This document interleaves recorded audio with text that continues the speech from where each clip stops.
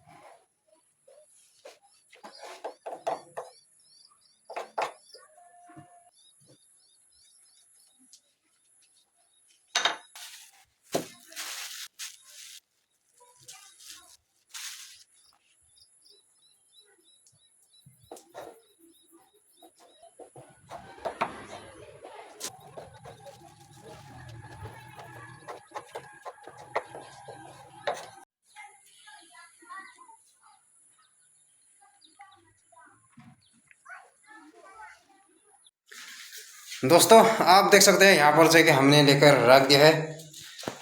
ये जो आप देख सकते हैं यहाँ पर पुटिंग मारा हुआ। तो फिलहाल जो है कि लगभग इसको 2 दिन यूँ ही छोड़ते हैं सूखने के लिए। और यहाँ पर भी आप देख सकते हैं, यहाँ पर जो थोड़ा सा था तो इस पर भी हमने पुटिंग मार दिया है।